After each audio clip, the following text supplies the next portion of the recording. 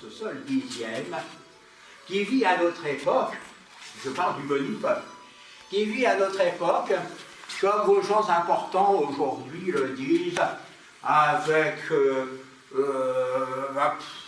on va dire, un peu une légère compassion très discrète, et avec une courtoisie très mesurée, le seuil de pauvreté. Il y a seulement un dixième du peuple de notre temps qui arrive à vivre et à survivre à peu près correctement. Voyez-vous? Et oui, il s'en fait du monde qui erre un peu partout dans les campagnes comme cela. Alors, c'est en cela que je suis bien obligé, moi, monsieur de Vauban, de m'apitoyer sur ces choses et de vouloir faire en sorte que la misère cesse en France.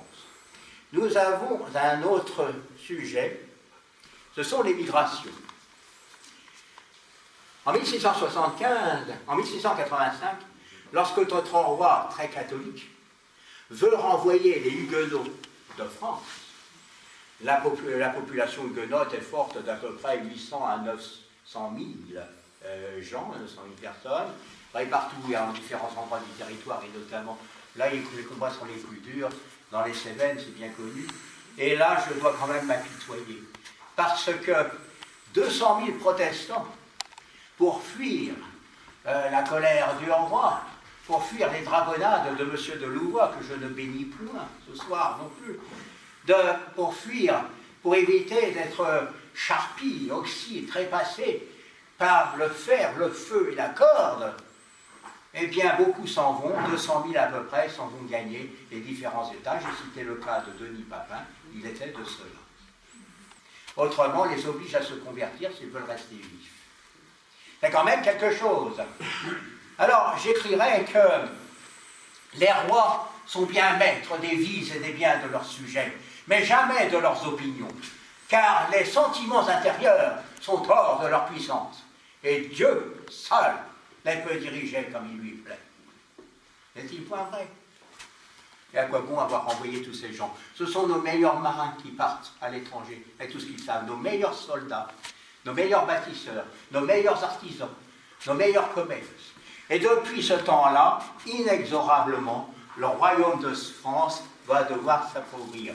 Si bien qu'en 1689, je vais devoir écrire et publier ce mémoire sur le rappel des Huguenots, dont je viens de vous citer un passage. Alors, il y a les désertions des campagnes, bien sûr, mais les migrations, aujourd'hui, vous connaissez le phénomène inverse. On en parle tous les jours dans vos belles vitrines lumineuses, dans vos salons, avec les images vivantes dedans, que vous appelez la télévision, n'est-ce pas? On a tous les sujets de ces peuples qui viennent des pays des sables d'Orient et de Syrie, avec Shabar al-Salad qui leur fait la chasse. Mais ce n'est pas impossible. On est revenu 3 siècles en arrière dans votre monde. Et cette population miséreuse, bien sûr, frappe aux frontières. Et moi, monsieur de Vauban, je les laisserai passer, parce que souvenez-vous de ce que je vais vous dire sur l'instant, à cause du manquement de toilettes et du bien-être de ces gens qui s'entassent au cri des frontières qu'on vient de fermer, il peut y avoir le risque de la maladie galopante. Et là aussi, l'Europe risque d'en pâtir, sérieusement. Tous ces fléaux peuvent revenir à partir du moment où on néglige ces peuples errants. C'est sûr. Mais pour après, il faut faire quelque chose. Mais je ne peux pas revenir et voir aller aujourd'hui votre prince de Hollande pour vous expliquer cela. Vous voyez arriver dans l'hôtel de l'Élysée comme ça et... Mais bon, c'est comme ça. Le pays est dévasté à cause de la ruine des protestants, à cause de la désertion des protestants. Et je dirais, il ne faut pas flatter. Tout souffre, tout pâtit, tout gémit. Il n'y a qu'à regarder le fond des provinces, on y trouvera encore pis que je ne suis. Mais lorsque je parcours vos villages aujourd'hui, avec mon cocher et ma chaise automobile, et que je vois vos fabriques qui croulent au milieu des herbes folles des friches, quand je vois vos magasins, petits magasins qui ferment dans vos villages, quand je vois tous ces rideaux tirés et tout cela, et vous ne faites donc plus travailler en France. Sacre bleu. Alors on me dit le travail coûte cher. Oui, bon, je ne sais pas, mais peut-être qu'il faut penser les choses autrement, en ce sens. Et puis, Je terminerai par les commerces et ce que vous appelez dans votre beau langage la grande distribution. J'y faisais allusion sur l'instant à Hugo Chariot. Je dirais qu'en mon époque, toutes les provinces de ce royaume ont besoin les unes des autres, car elles abondent en certaines choses et manquent en d'autres, aucune n'ayant absolument tout son nécessaire. Il n'en faut point davantage pour exciter un commerce considérable. Rendons ce mouvement plus vif, afin de l'étendre autant qu'il sera possible dans toutes les parties du royaume, pour en augmenter considérablement les revenus, d'autant que ce ne sont pas les monceaux d'or et d'argent qui constituent les richesses du pays, mais plutôt le bon emploi qu'on en fait journellement, l'abondance des denrées et leur bonne conservation, sans quoi rien ne profite. Alors je crois qu'il y a quelqu'un dans votre époque qui a bien compris ce message, mais seulement à demi. Les denrées, l'abondance et leur bonne conservation, vous l'avez. Donc vous pouvez échanger vos marchandises à tous les points du royaume, d'où la création de ces officiers, de ces grands magasins, comme je le disais. Il y a eu à l'origine de cela votre chevalier Leclerc, jadis établi maître épicier à Landerneau. Le chevalier Leclerc, qui a eu cette idée, c'est fort bien. À sa suite, les mousquetaires, le système, je ne sais pas ce que ça veut dire.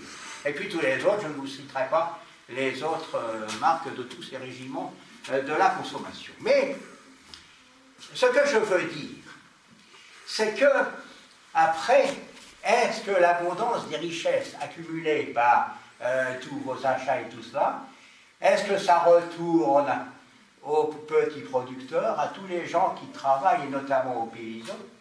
Non, ça va s'accumuler dans les coffres, et on n'en fait pas le bon usage journellement. Et c'est là où le chevalier Leclerc, les chevaliers Leclerc, père et fils, ne m'ont point compris, ne m'ont point suivi. Et c'est là où on a de l'équilibre. C'est là où on a... Et tout ça, j'ai tout ça sous la perruque. Sacrebleu. Ah oui. Alors évidemment, ça a créé tout ce grand bruit sur vos routes paysans avec les lourdes machinages, les lourdes machineries puissantes et lentes et bruyantes qui, en cortège, ont garni les rues du royaume et les routes et les chemins pour aller à Paris, pour aller à Bruxelles, parce que ces gens ne gagnent pas ce qu'il leur faut pour vivre. Et à côté de cela, vous avez toujours de grandes maisons qui continuent de s'enrichir grâce à l'abondance des denrées, à ce bel échange que vous avez su gagner, mais qui est finalement pas du tout réparti comme moi je l'avais dit. Si vous rencontrez votre chevalier Leclerc, vous pourrez lui citer ce que je vous ai dit. Monsieur de Vauban a déjà raisonné sur ça. Mais bon, c'est ainsi que vous voulez. Tout ça, ce sont des petits traits par rapport à votre époque qui font qu'il n'y a pas grande différence, à part votre aisance de vie, un peu plus merveilleuse, certes. Il n'y a pas grande différence avec la France, il y a 3 siècles, que j'ai tant et tant soutenu.